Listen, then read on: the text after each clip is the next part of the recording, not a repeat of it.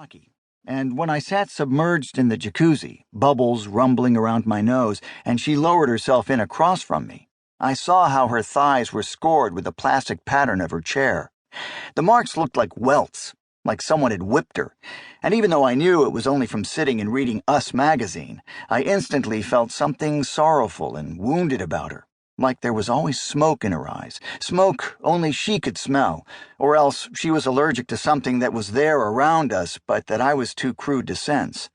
Then there was the kid. He was 5 or 6 maybe. A real whiner. He was blond and wan, and no matter what he was doing, floating in the man's arms and practice kicking, jumping into the pool, eating a cookie, he screeched incessantly in this high, petulant squeal that set my teeth on edge.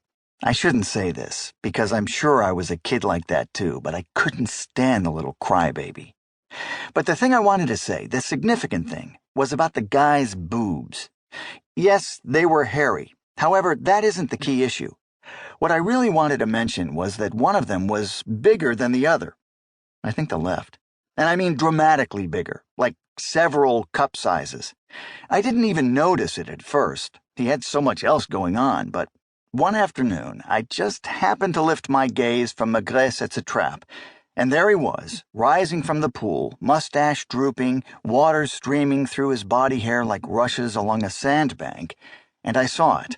One flat male breast and one pendulous female breast. It was as if something womanly, long buried, was fighting to burst forth, as if the man was riven in two. Although I knew he couldn't see me behind my shades, I felt like he was staring right at me, with a plaintive face, and deliberately showing me his burden and his wound. What would cause such a thing? Cancer? Cholesterol? Love? Love in the time of cholesterol? The mad thought occurred to me that it might start throbbing wildly, like a cartoon creature in raptures. Teetering on the verge of a freak-out, I quickly looked away. The other people who were always there were the lifeguards. Mainly local teenagers. There were usually 2 on duty at a time, one sitting in that high chair over the water and one checking for passes as you came in. It had been a very long time since I'd swum in a supervised pool like that, maybe since I was a kid myself, and the change in perspective was dramatic. Before, I'd been intimidated, especially by the girl lifeguards.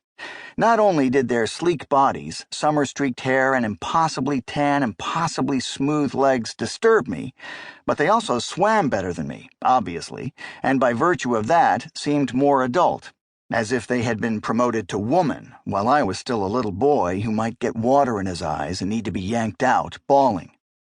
Now, of course, I was old enough to be their father, and for the most part they treated me as such, punching my pass with a thank you, informing me politely if the pool was about to close.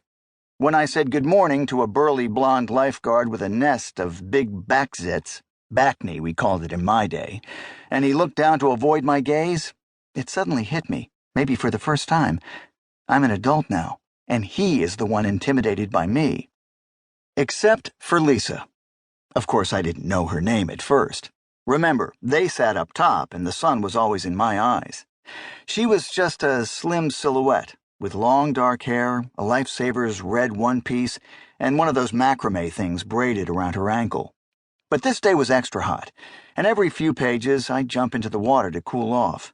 I was the only one swimming, and I realized after a couple of turns that, due no doubt to some insurance rule, each time I got in the pool, she had to put down her book, leave her shade and soda, and climb up the ladder to her post.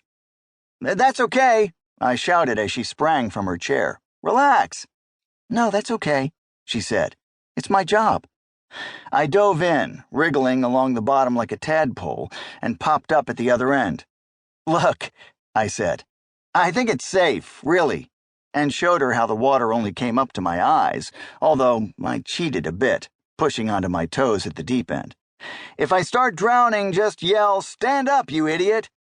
A girlish laugh rang out from the haze of sun I was talking to. "No way. It's my sacred duty to protect you." "Hey," I asked, "do you think if you had to, you could really lift me out of the pool?